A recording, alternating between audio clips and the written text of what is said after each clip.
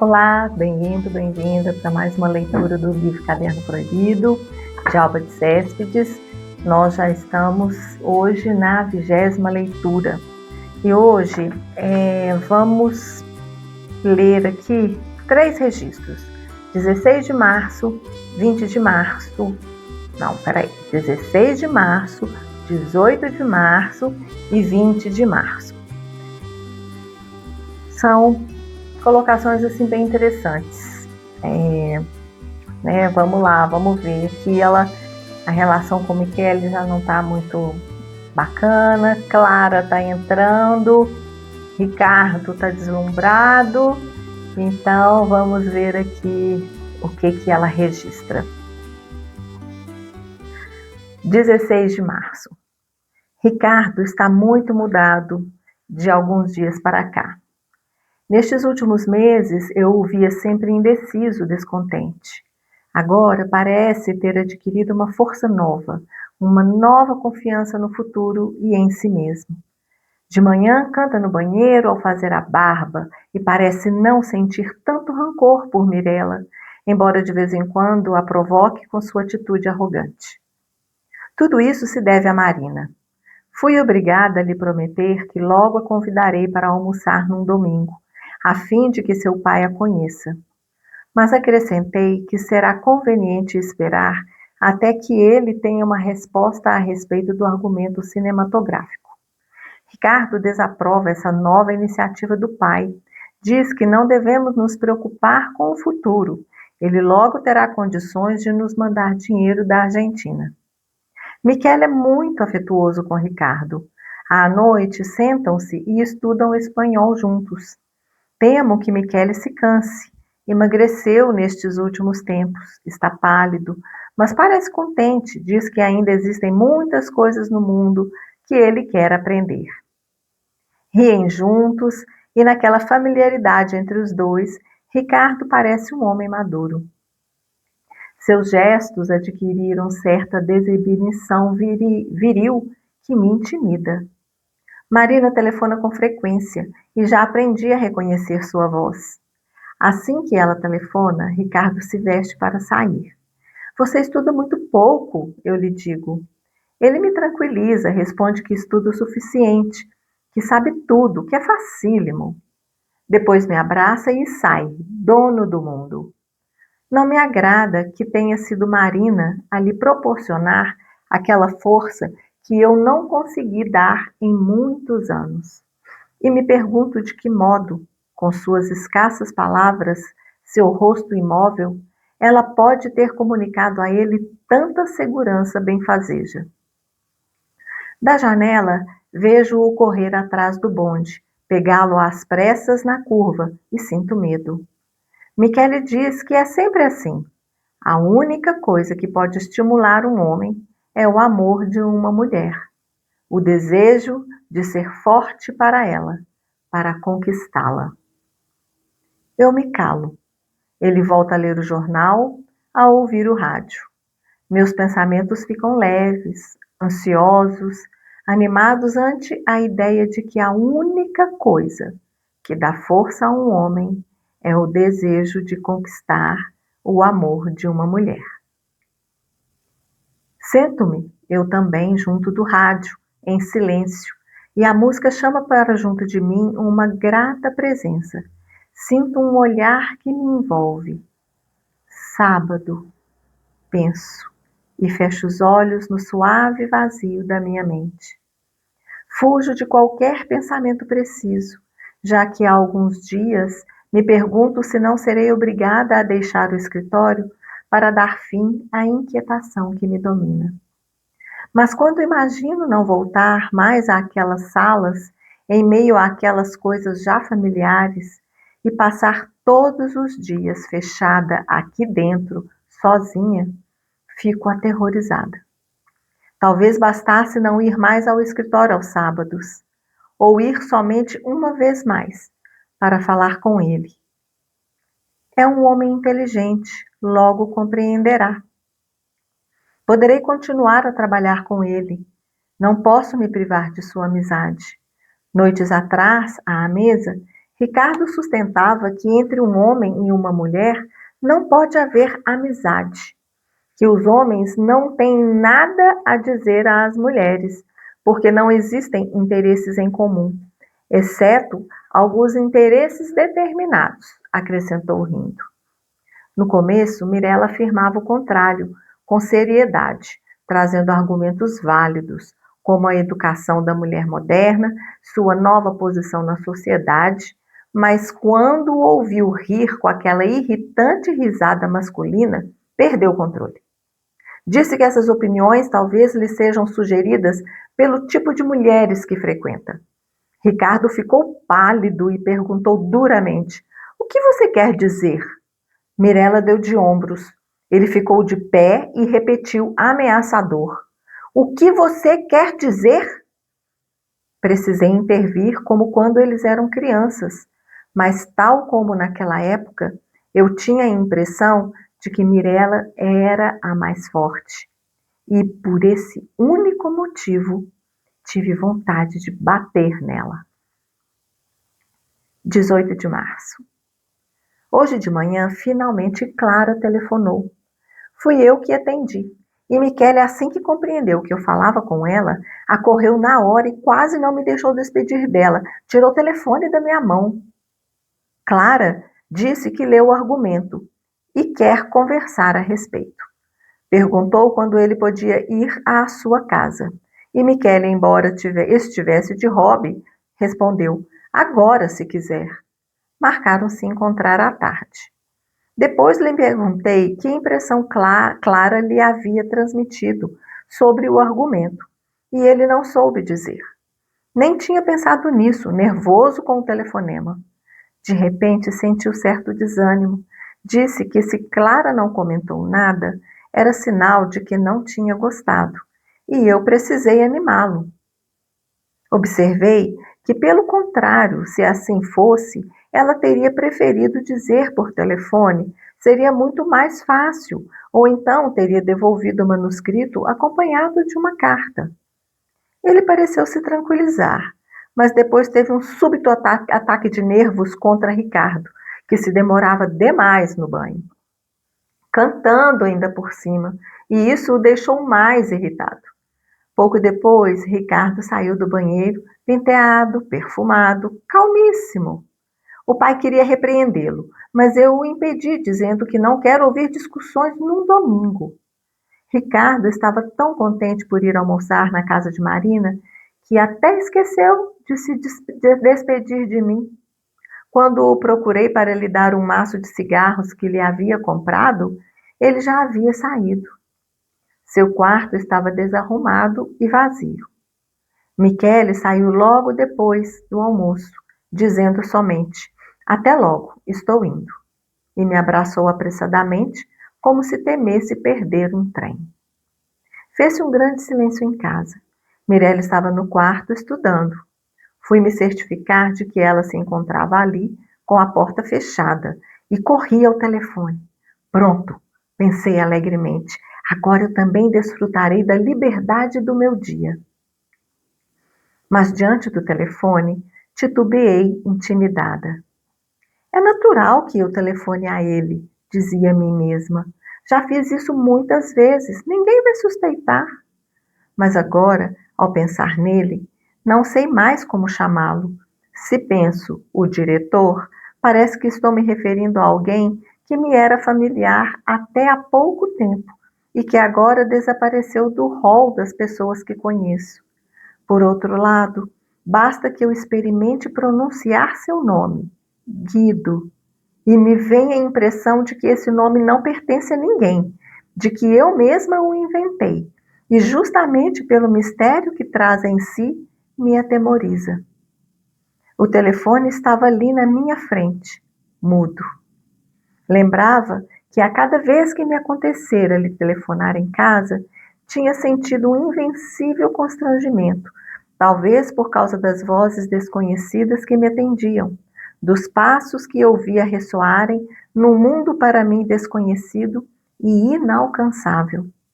Eu sabia que hoje ele estava sozinho.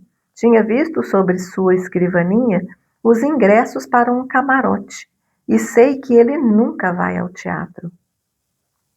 Queria ter um pretexto para ligar, uma desculpa que não fosse inconsistente. O que vou dizer? Pensei. Deveria ligar, porém, não podia abrir mão desse telefonema. Ontem à tarde, ficamos muito tempo sozinhos no escritório.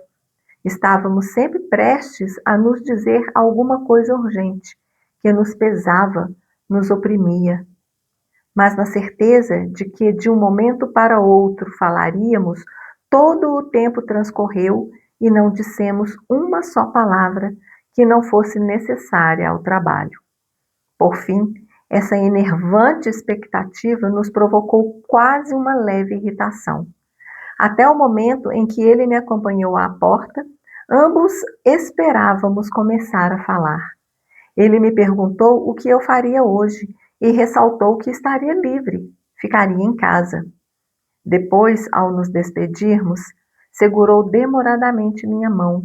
Eu empalideci, temi que ele dissesse alguma coisa e, embora desejasse isso ardentemente, fugi rápida pela escada. Fiquei muito tempo diante do telefone, agora há pouco. Parecia-me que ele podia me ver. Também estou livre, eu queria dizer. Vamos sair.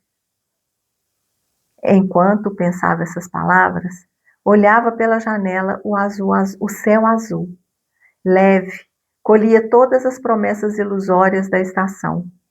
Preciso vê-lo, eu pensava. Preciso falar com ele, dizer-lhe uma coisa. Dizer o quê? Me perguntava. O quê? E depois levei as mãos à testa.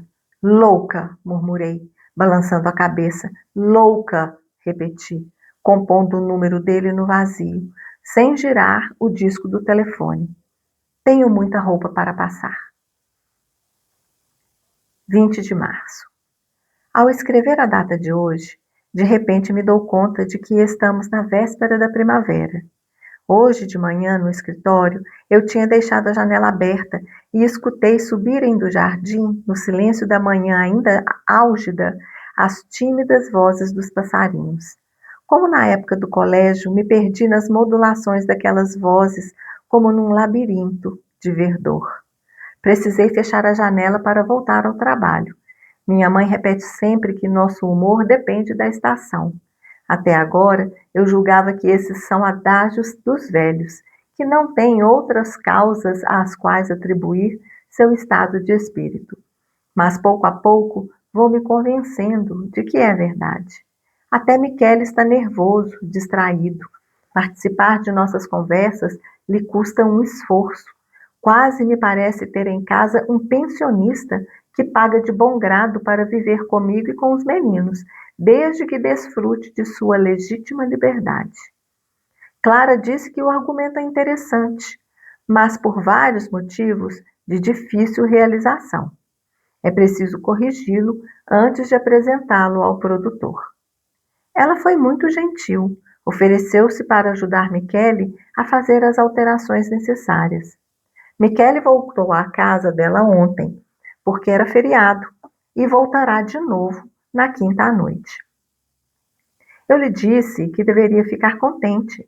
Clara poderia ter achado ruim o argumento e não voltar a falar disso, mas não consigo convencê-lo. Com muita frequência, olhando ao redor, ele fala da decoração da casa dela, e eu intuo que não é a casa, mas Clara que ele admira. Mesmo sabendo estar cometendo um erro, disse que ele não pensava assim há algum tempo atrás e que, ao contrário, muitas vezes desaprovara o comportamento dela e sua separação do marido. Michele respondeu que, a esta altura, nada disso ainda tem importância e começou a falar com desprezo do marido de Clara, embora ele seja seu amigo dos tempos de juventude. Dizia que Clara fez muito bem, jamais poderia se adaptar a uma vida medíocre, a um homem medíocre. Citava os sucessos dela e o dinheiro que ganha, enquanto o marido jamais conseguiu sair do empreguinho no qual foi admitido assim que se formou. Existe um direito, dizia Michele, que deriva do valor intrínseco de cada um de nós. Então, aquilo que para um pode ser culpa, para outros não é. Há um momento na vida em que é preciso ter consciência da própria condição e afirmá-la. Esse é também um dos nossos deveres. Estive prestes a lhe perguntar se havia aprendido tudo isso com Clara, mas o tom em que ele falava me impediu. Ele parecia dizer frases que repetira incontáveis vezes para si mesmo e que agora via claramente como se estivessem escritas num livro. Levada por um temor instintivo, observei que Clara, se por um lado conquistou a independência e também a fama e o bem-estar material, por outro, perdeu algo mais importante. Perdeu o quê? Ele perguntou incrédulo. Com um sorriso que pretendia ser condescendente e que, no entanto, à minha revelia estava imbuído de soberba, eu disse que as pessoas falam dela como de uma mulher que teve muitos amantes. Michele começou a rir. E daí? Perguntou. Clara é uma mulher livre, ainda jovem, não prejudica ninguém. Eu queria replicar que ela prejudica a si mesma, mas sentia que não era um princípio moral que me fazia falar desse modo, e sim uma animosidade mesquinha contra alguma coisa que me parecia injusta na minha vida. Perguntei-me se Michele pensava mesmo aquilo que dizia, ou se queria somente defender Clara. Suas palavras, porém, me perturbaram e ainda me perturbam profundamente. Não me contive e repeti que Clara tem a minha idade, e disse isso com o doloroso propósito de me ferir. Michele afirmou que o conceito de idade é relativo à atividade que desempenhamos e citou atrizes e homens de estado. Entendi, retruquei. Então, se a reputação não importa, e uma mulher de 40 anos é livre para agir como uma mocinha em busca de marido, se você mesmo aprova tudo isso, significa que eu também poderia. O que é que tem a ver? Ele me interrompeu imediatamente, num tom de reprimenda irritada. Como pode comparar seu caso com o de Clara, mamãe? Você tem um marido, 2 filhos já grandes. Clara é sozinha. E todos sabemos como é o mundo do cinema. Mentia como se mente às crianças. E de repente compreendi que não era a primeira vez que ele me falava assim. É desde sempre, ou pelo menos há tantos anos, que já esqueci qualquer outro modo seu de falar. E ao lhe responder docilmente, admitindo que meu caso é diferente, eu também mentia, por temor a ele, a seu julgamento. Ele se aproximou de mim, me fez uma carícia.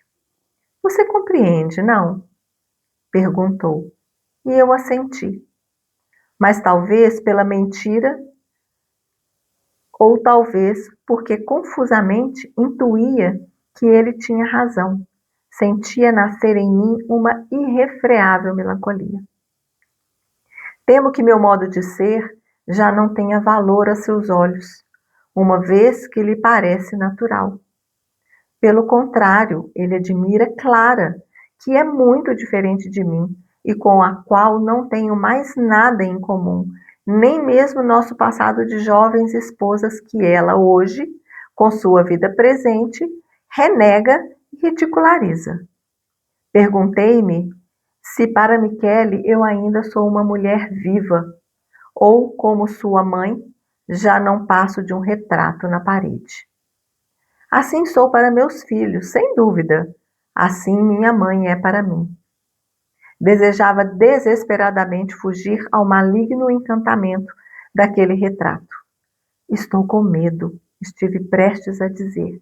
Mas Michele, que ignorava meus pensamentos, não poderia compreender. Talvez eu pense assim porque esteja com ciúme. Queria acreditar nisso, pelo menos. Mas me parece que está em jogo algo mais do que uma rivalidade feminina, para a qual é preciso, pelo menos, reconhecer-se igual. Envenena-me a dúvida de que a admiração de Michele por Clara seja a prova de que errei em tudo, e não somente quanto a mim mesma, mas em relação a ele. Penso que eu talvez ainda tenha tempo de mudar. Penso, aliás, que seria facílimo, digo a mim mesma com raiva, como se quisesse tirar uma desforra. Contudo, pouco a pouco, reconheço que poderia sim, talvez ser diferente, mas com outro homem, não mais com Michele. E esse pensamento me apavora. Ontem quis perguntar a ele: Você ainda me ama? Faz muitos anos que não pergunto. Um invencível pudor me reteve sempre. Você me quer bem, Michele? Perguntei. De que tem medo, mamãe? Ele disse com um sorriso. Você já deveria saber. Em tom brincalhão, me perguntou se eu estava com ciúme. E eu, corando, respondi que não. Finalizamos aqui esses 3 registros e acho que é válido fazer aqui algumas observações.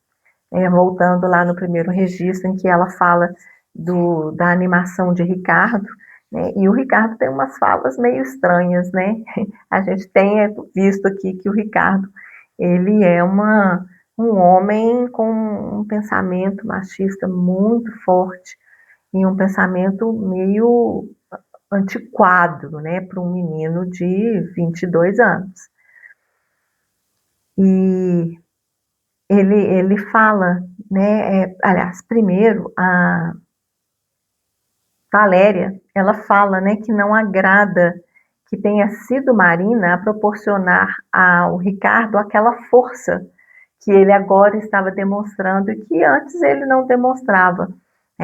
Inclusive ela achava, né, ela falou lá, né, no final, que ela sempre achou que Mirella era mais forte do que o Ricardo. Não em termos de força física, né, mas de personalidade. E quando ela fala isso, eu acho que vai muito de encontro àquele desejo que ela tem de ser tudo para todos. Então ela queria ser tudo para o Ricardo. Ela que queria ser aquela pessoa que daria essa força para ele, que faria com que ele fosse bem-sucedido na vida, que ele fosse para a vida. Então ela fez de tudo, se sacrificou, né, dava tudo para eles, tudo do desejo deles, né, para que isso no futuro pudesse dar frutos, né? Ela quis ser essa base e aí agora ela está vendo que não foi bem assim, né? Que o que ela fez não,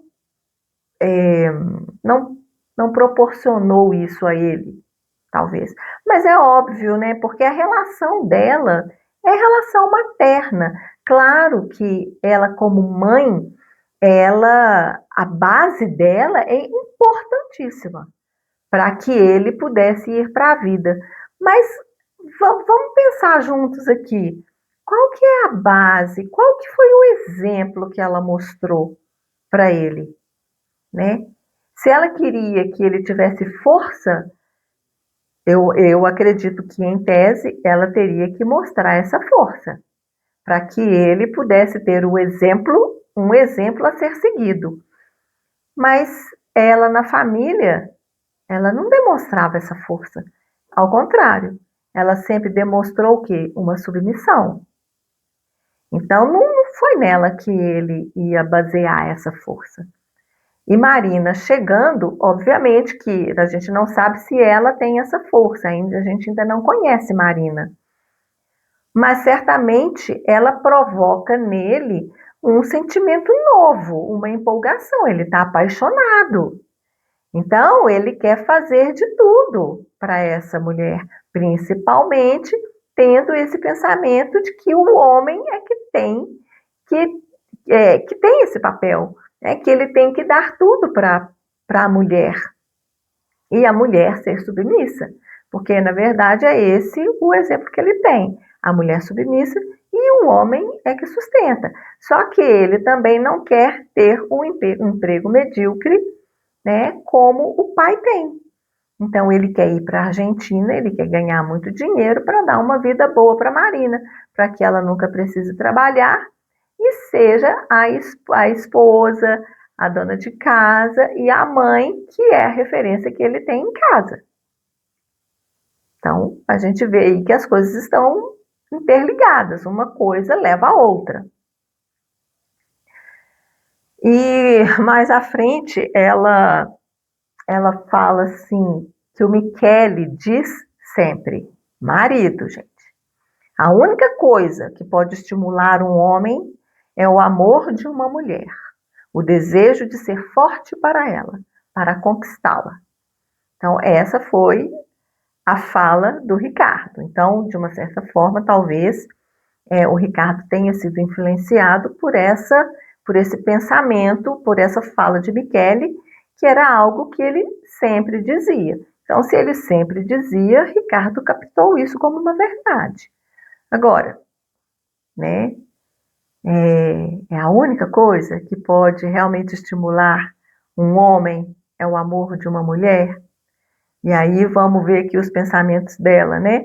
Porque aí, logo após ela lembrar dessa frase, ela volta e o pensamento, ela fala que os pensamentos ficam leves e animados ante a ideia de que repete, que a única coisa que dá força a um homem é o desejo de conquistar o amor de uma mulher. Olha como isso é reforçado. Então, essa fala do Michele influenciou o Ricardo e influenciou ela também. E aí, eu pergunto, né? Se fosse assim, realmente, se fosse a única coisa que dá força a um homem, que é o desejo de conquistar o amor de uma mulher, se ele não conseguisse conquistar o amor de uma mulher? Quantos casos a gente vê aí de homens que não conseguem conquistar uma mulher? E às vezes não é porque não conseguem, muitos não querem, né?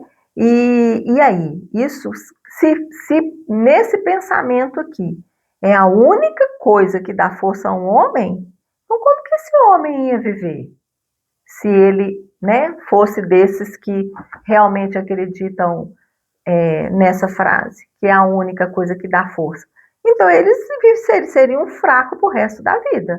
Ele não teria forças para viver e ele não teria nenhum sentido na vida, já que esse praticamente é a única coisa que ele vai, né, pela qual ele vai ter força para poder conseguir alcançar o que ele quer ou seguir a vida como ele deseja. Pensamento estranho isso, né? Eu achei assim que fiquei meio, falei, ué, se ele não conseguisse, como que é isso? Mas ao mesmo tempo, fiquei pensando aqui também que ela está vivendo uma fase também de encantamento por um outro homem. E que talvez ela pensar nisso, ela pode estar fantasiando, aí é uma fantasia mesmo, né?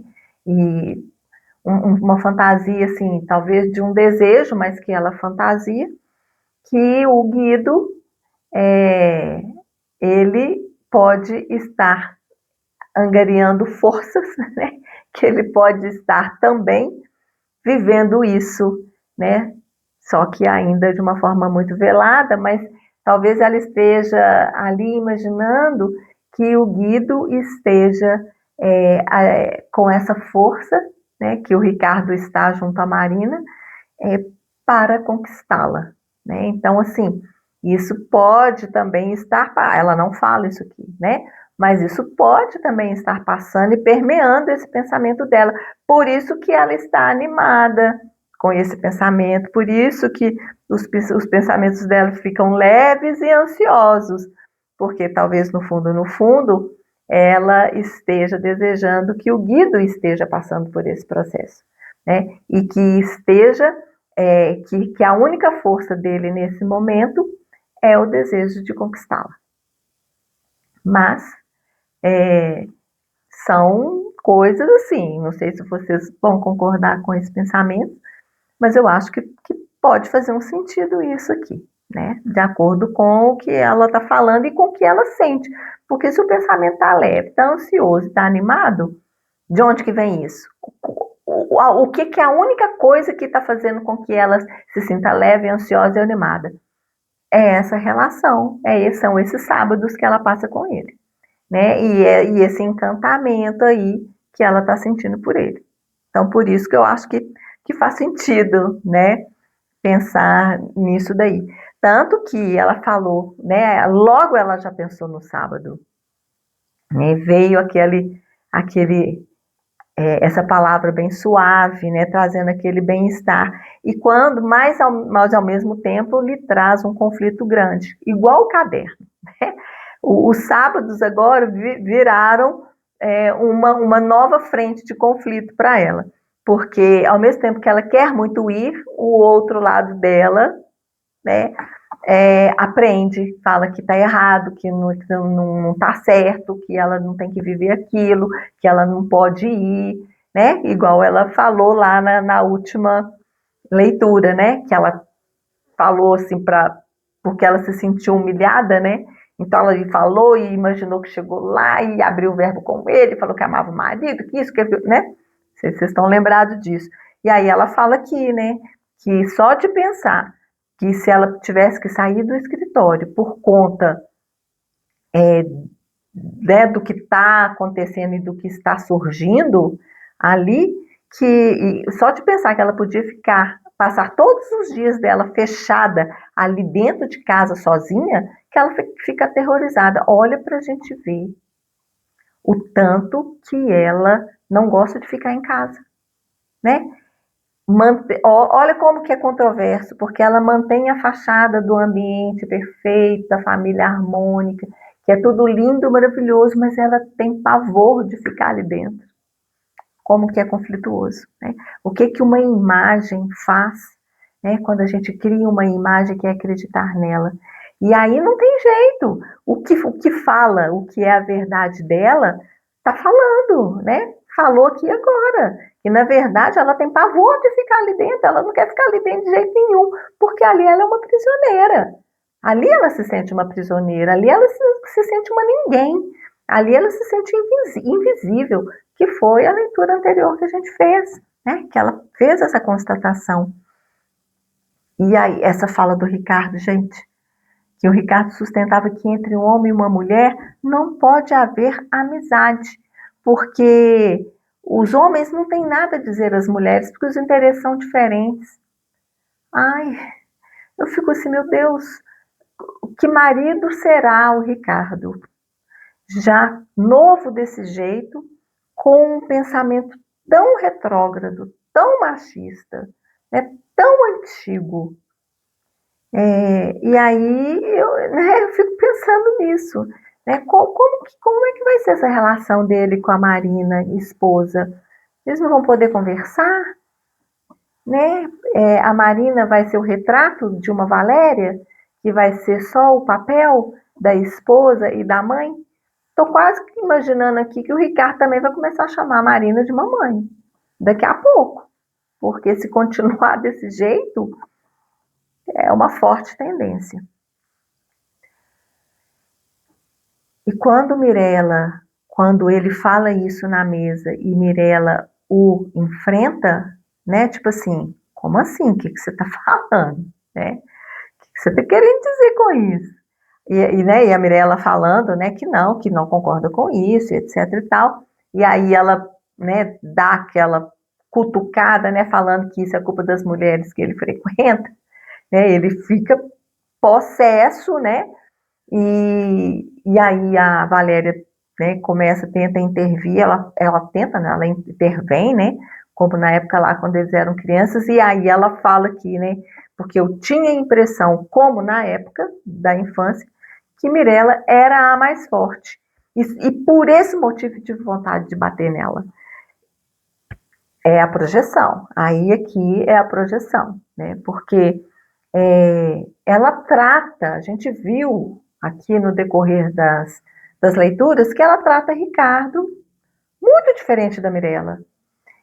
Exatamente por isso, porque ela considera Mirella forte. E lá numa das leituras, ela não simpatiza com a Marina antes de conhecê-la, inclusive, né, porque ela tem a impressão que a Marina não é uma mulher forte e que ela desejava para o Ricardo uma mulher forte. Mas, ao mesmo tempo, ela ela tem essa contradição, né? Porque a Mirella é o retrato, exatamente o espelho invertido dela, né? A Mirella é a sombra dela. A Mirella é tudo que ela queria ser e não conseguiu e reprimiu, né? Por tudo aquilo que a gente já falou antes. Então ela tem vontade de bater. Claro, porque a Mirella mostra o que ela quer ser e não consegue ser. E de uma certa forma também, eu acho que ela tem esse impulso de querer bater em Mirella, porque o Ricardo é o frágil na relação. E na família aí, quem que é a frágil na relação também? Ela própria, a própria Valéria. Então, é como se a Mirella também estivesse enfrentando a ela própria. Sim, e aí ela tem esse impulso de revidar. Então, com esse, é, com esse pensamento e esse impulso, ela também ela reforça o que ela pensa dentro dessa fachada que ela construiu. De proteger o Ricardo, porque ele é o que pensa certinho, né? Que é o que reforça o que ela construiu. E a Mirella é exatamente o oposto, né? A Mirella expõe a sombra da Valéria, né? E aí ela faz essa confusão toda aí, né? Então ela quer atacar, porque a sombra, a Mirella é a sombra que a enfrenta. Então ela quer atacar, né? Porque não, essa sombra ela não pode aparecer. Essa sombra para ela é uma sombra que é feia.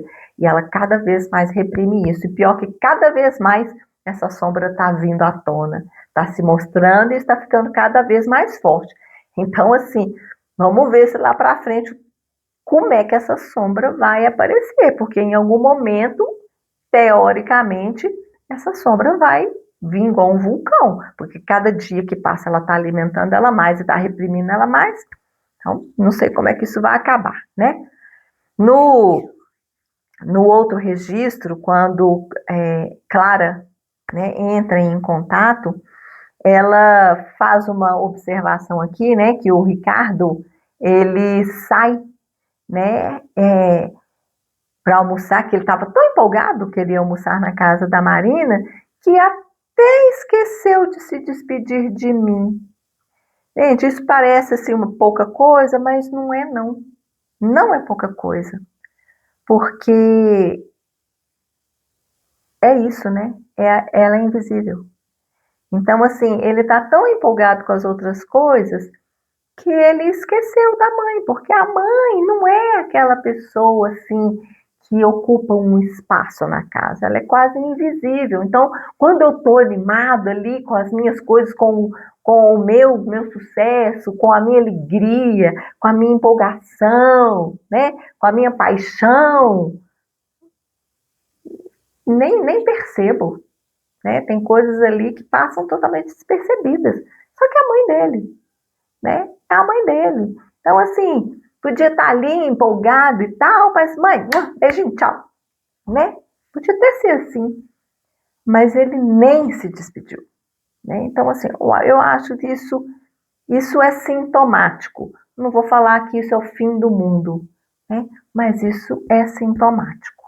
E isso demonstra, né, esses sintomas dessa família, né, da distorção, da desconexão dessa família. Bom, mais para frente ela já começa, né, quando ela se vê sozinha, porque aí o Michele vai para a casa da Clara, né, para falar do argumento, né, que ela enfim deu esse retorno E, e agora sim, tem que fazer alguns ajustes e tudo mais, né? Ele não fica muito feliz, porque ele já de cara queria que fosse o must, né? O máximo dos máximos, e não é, né? Valéria, nesse papel dela, né? Que a gente sabe que ela é muito assim mesmo, ela tenta animar e tudo mais, mas ok. Ele foi para lá e aí ela se vê sozinha, né? Porque a Mirella tá lá estudando, trancada no quarto, e aí logo vem, né? Aquela vontade louca de ligar para o Guido. Agora a gente vai dar nome para o Guido, né? Para o diretor. E em pleno domingo.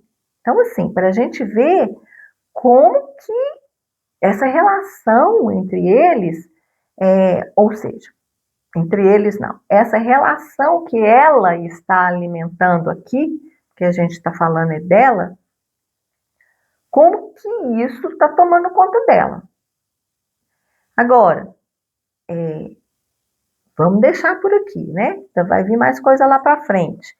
Mas o agora, ela está se apaixonando, porque esses sentimentos, né, essas emoções, esse turbilhão que está dentro dela, isso é muito semelhante àquela paixão, né? Aquela paixão quando a gente se apaixona por alguém, né? Ou por algo, né? Igual, né? Quando a gente tem um projeto, né? E igual o próprio Michele, ele está apaixonado por esse argumento, né? Então a visão dele, o pensamento dele só fica nisso, né? E o próprio humor dele varia em cima disso tudo, igual a gente viu. Ele estava num mau humor horroroso porque a Clara não conseguia, a Clara não falava nada, né? Então, assim, o pensamento fica quase que tipo focado naquilo. E Valéria agora também, de uma certa forma, está, né? Da mesma forma como Mirella está, o Ricardo está, o Michele está, ela também está. Olha, gente, é uma família que está, ela está tão desconectada que cada um agora tem uma paixão diferente. E praticamente, assim, ninguém fala disso, assim, né? É uma coisa estranha demais.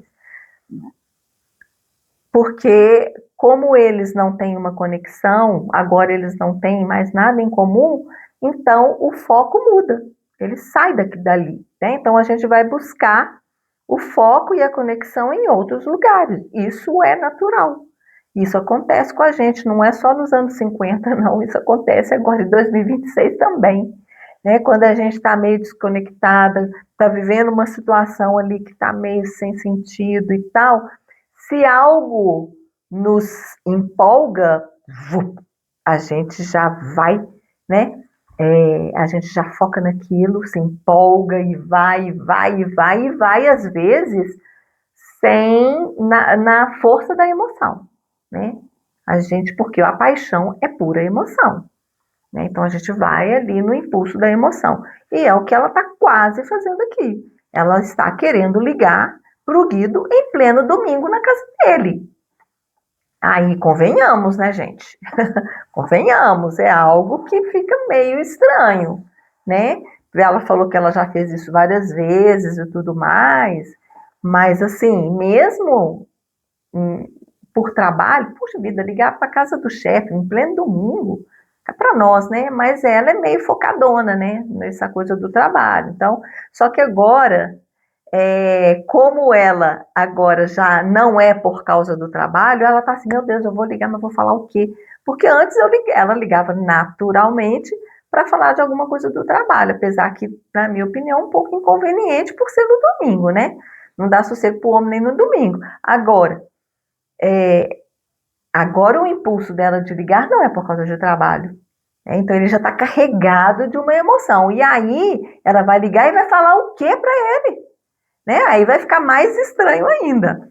Então ela fica nesse pensamento, né? Nesse conflito. Eu quero muito, eu quero muito, eu quero muito, eu quero muito ouvir a voz dele, eu quero muito conversar com ele, eu quero muito falar com ele, mas falar o quê? Né? Ela quer falar dos sentimentos dela, ela quer falar do que ela está sentindo, mas ela não tem coragem de falar. Né? Olha que interessante, porque com o Michele, ela tem o impulso de falar e não consegue, mas por causa do Michele, é por causa da desconexão total que eles estão, né? E com o Guido, ela tem vontade de falar, mas aí é aquele constrangimento, né? Porque os dois são casados, aquele negócio, e aí como é que ela vai falar do que ela está sentindo? Então, ela está nesse conflito que é o conflito da paixão, né? E no caso deles aqui, um pouco mais complexo por conta dos dois serem casados. E aí ela fica, né, nesse pensamento, né? Como que fala? Tem um termo para isso, né? Nessa verborragia mental, né? Porque ela fica falando com ela ali um monte de coisa e tudo mais. E aí, no final das contas, ela mesma já se xinga, ela mesma já fala: você tá louca? Você tá louca? Larga a mão disso. O que é isso? Tá doida? Né? De ligar para ele. Aí, qual que é a fuga dela? Tenho muita roupa para passar. É sempre assim, né? A fuga dela é sempre no fazer. A gente já viu isso lá atrás, ela falando da mesma forma, não, tem muita coisa para fazer, né? Então, é onde ela busca o escape dela, né? É onde ela foge daquilo que ela quer fazer, porque assim, se ela realmente, ela estava querendo muito ligar, e se ela ligasse, né? Vamos supor que se ela ligasse, né? A gente não sabe o que ia acontecer, mas ela poderia ter ligado? Poderia. Era o que ela queria, era o que o desejo dela estava querendo, né? Mas aí ela entrou naquela confusão toda lá e, né? E aí ela mesma achou que aquilo ali era uma loucura. E ok, tudo bem, ela tá achando que é uma loucura, tudo certo. Mas assim, ela não sustenta, né? Ela não sustenta, ela não entra num processo assim, não, Valéria, o negócio é o seguinte, hoje é domingo, você está agindo sob uma forte emoção, e às vezes não é bom a gente, né, ter impulsos baseados em emoções fortes. É melhor a gente centrar, vamos voltar para o centro aqui, vamos ver aqui a situação, se isso é a melhor coisa a fazer, apesar que eu estou com muita vontade.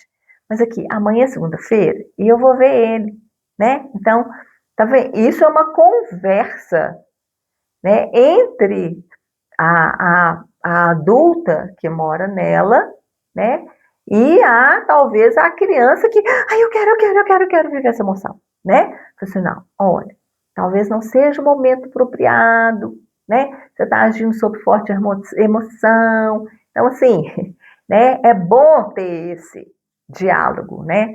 É imprescindível que nós hoje, né, todos nós tenhamos esse diálogo conosco, porque agir sob emoção nem sempre o resultado é um resultado interessante, né? Agir sobre uma raiva muito grande, agir sobre um medo muito grande, até sobre uma euforia, né? Então, assim,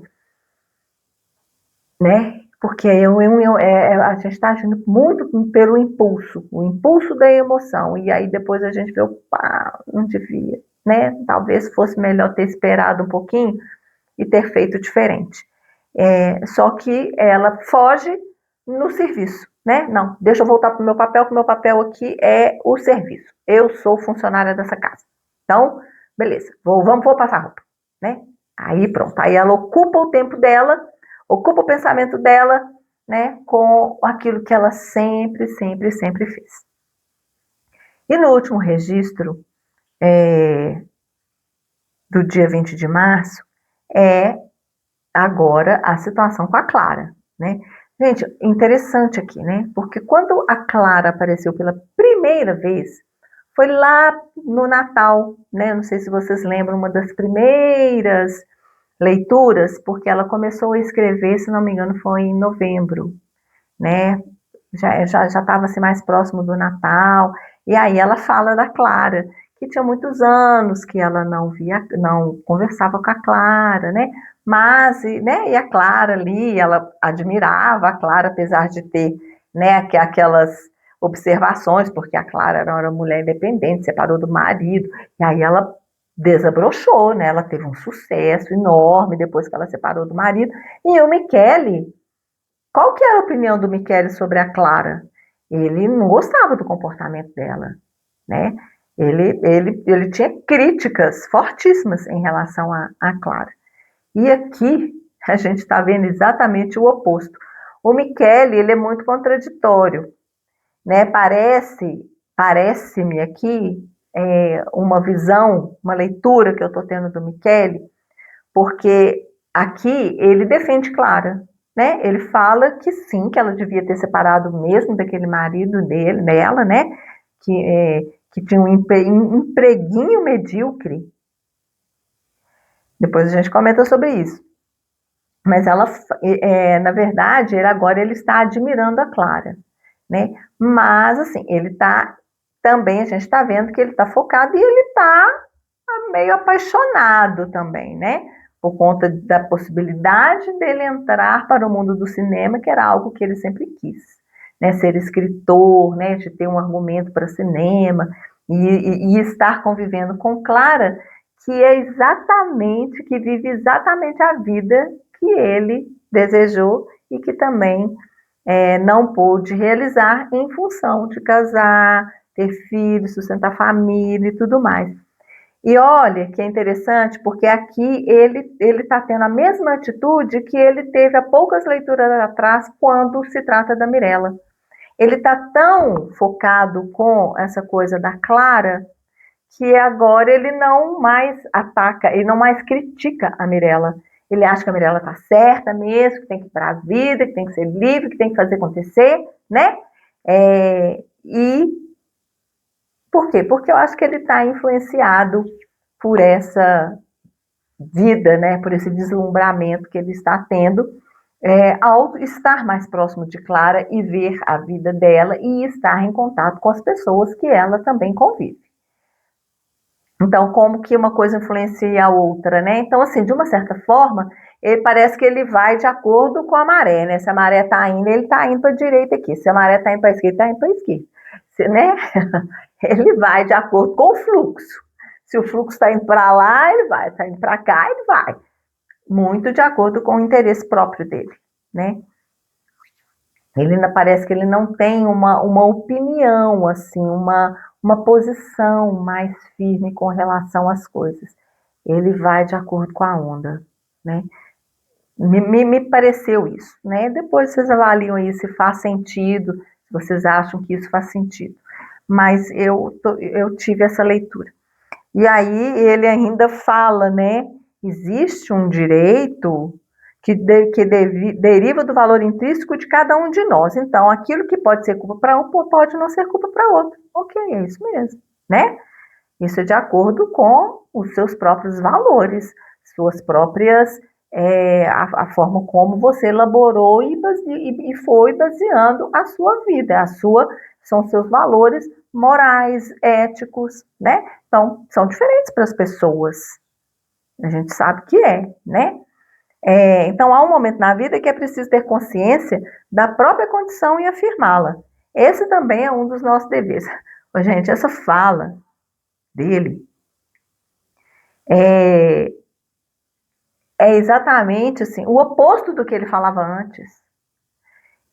E ele está com essa fala, agora ele está falando isso porque ele está defendendo Clara, porque logo, um pouco antes, ele fala que a Clara fez muito bem, né, que jamais poderia se adaptar a uma vida medíocre, a um homem medíocre, né? E aí citava o sucesso dela, o dinheiro que ela estava ganhando, né? Que enquanto o marido, ele nunca conseguiu sair do empreguinho no qual foi admitido assim que se formou. Aqui, gente, ele está falando de quem? A gente sabe que ele está falando do ex-marido da Clara. Mas quem é igualzinho a esse ex-marido da Clara? Ele próprio. Ele próprio. Porque é exatamente isso, né? Ele se formou, entrou para o banco, que é um empreguinho, entre aspas, aí, né? Que ele considera medíocre, nunca conseguiu sair de lá, né? Então, assim, tá vendo que ele está falando? Ele, inconscientemente, ele está falando dele, né? Ele está criticando o ex-marido dela aqui, mas inconscientemente ele está falando dele. Só que Aqui ele defende Clara de sair fora, né? E parece-me que Valéria captou isso daqui, porque lá na frente ela vai questionar, né? Então, assim, o que eu pude ler disso daqui, né? Tirar disso daqui, é que ele está falando algo que antes ele não defendia. Ou, se ele defendia, ele não demonstrava, né? Então, isso estava na sombra. Se ele acreditava nisso, isso era uma sombra, porque ele não verbalizava. Então, ele julgava e talvez tinha uma fachada aí, né? Então, como ele está muito deslumbrado com a vida de Clara, e de certa forma ele está se vendo, né, nessa vida, aí eu pergunto, né, se ele conseguir ter sucesso, se esse argumento dele for para frente e virar um grande sucesso, e ele ganhar muito dinheiro igual a Clara, será que ele mantém esse casamento com a Valéria? Eu acho que é algo a se perguntar, porque aí ele está se colocando no lugar da Clara, né? Porque a Clara, ela teve sucesso depois que ela se separou. Então ele ainda, em tese, não se separou. Mas se ele tiver sucesso, será que ele consegue manter o casamento com a Valéria? Que o prende, que não permite que ele tenha a vida livre que ele deseja, que a gente sabe que ele deseja, né? A Valéria é essa mulher submissa que vai segurar ele. Então, será que ele manteria esse casamento? Só jogando uma pergunta no ar. E ele vai continuando falando da Clara, né? Porque a Valéria fala que ela perdeu coisas muito importantes na vida, né? Pelo fato de ter se separado e tudo mais. E aí ele fala assim, não, e daí? Né? Tipo assim, que todo mundo fala que ela é uma mulher que teve muitos amantes, né? Porque a Valéria é essa mulher, assim, conservadora, extremamente conservadora, né? Com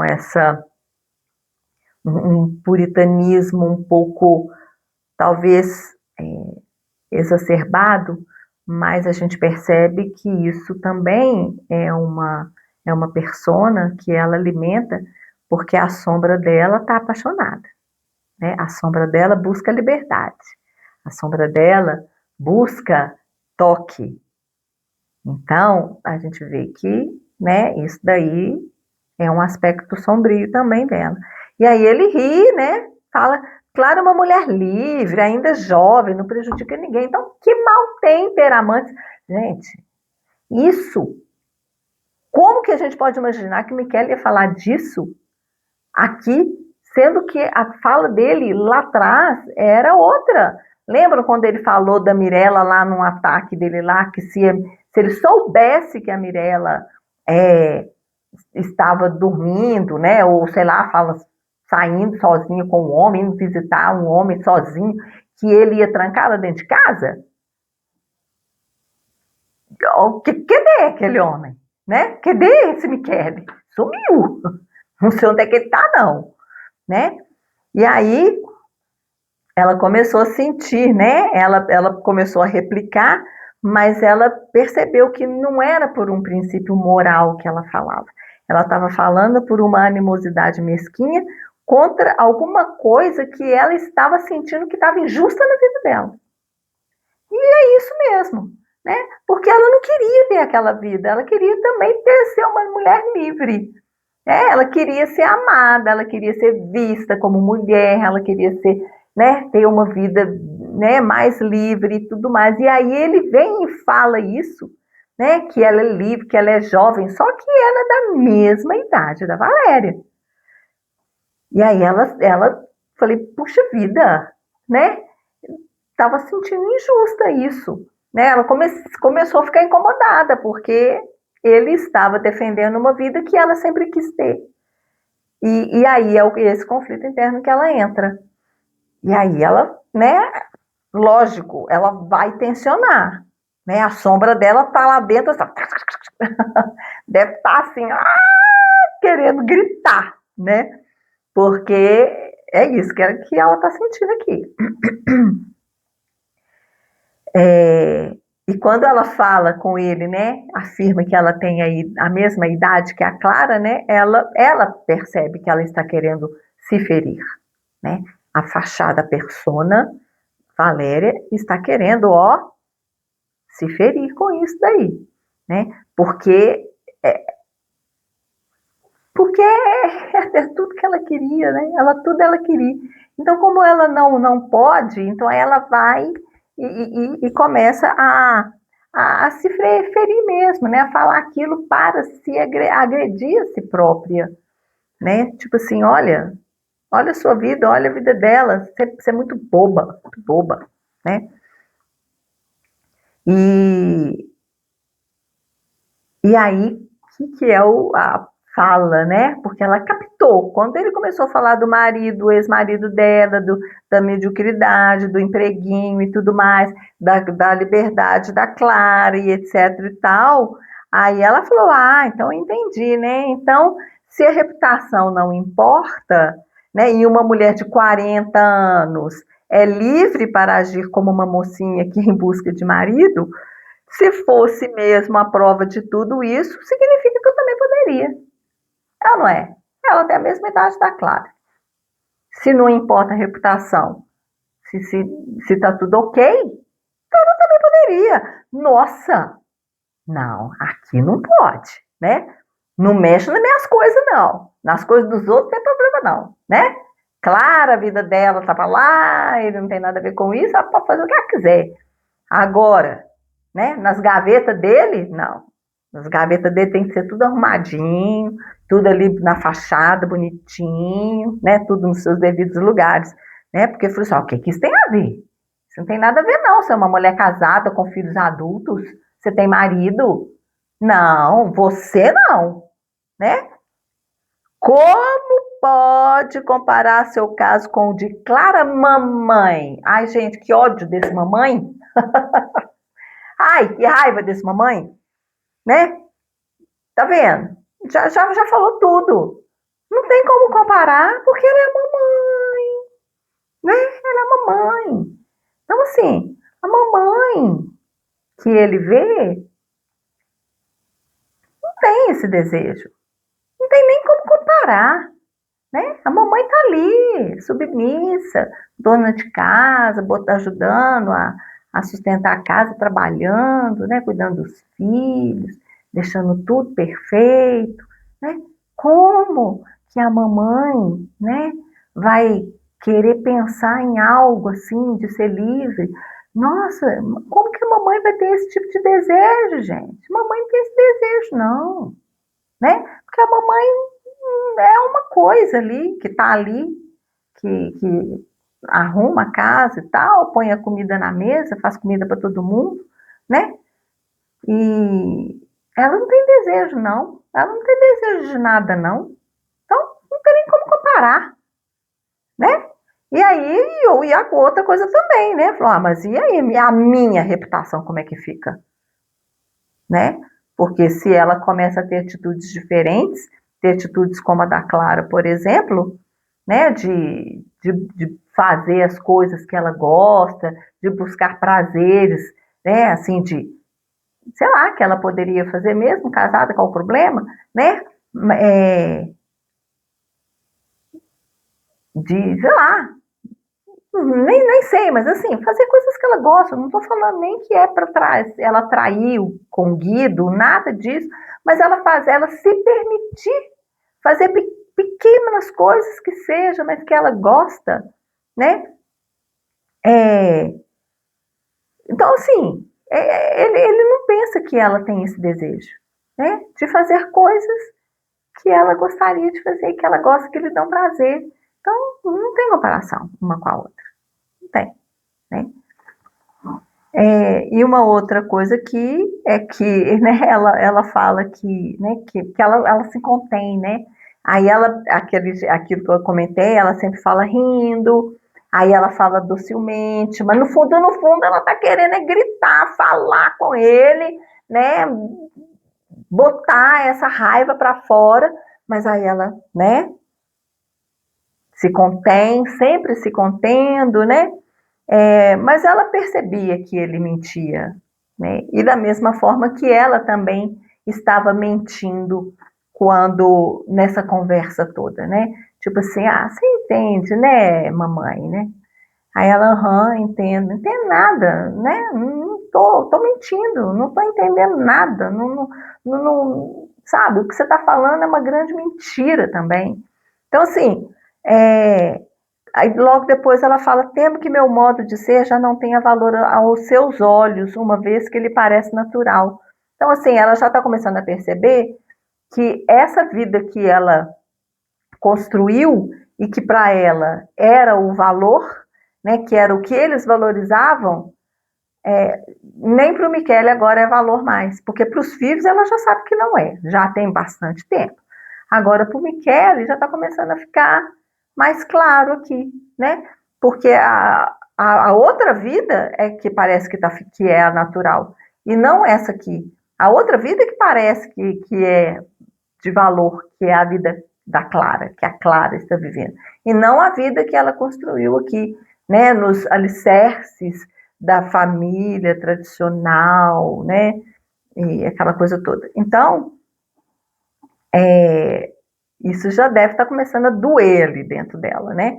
Então, perguntei-me se para Michele eu ainda sou uma mulher viva, ou se eu sou apenas um retrato na parede igual a mãe morta, né? Então, assim, gente, porque ela já fala, né, que para os filhos ela é esse, né, já é um retrato na parede. E que a mãe dela, para ela, Valéria, também é um retrato na parede. Então, agora, será que para o marido, ela própria, é um retrato na parede? Nossa, é muita, é muita desconexão, né?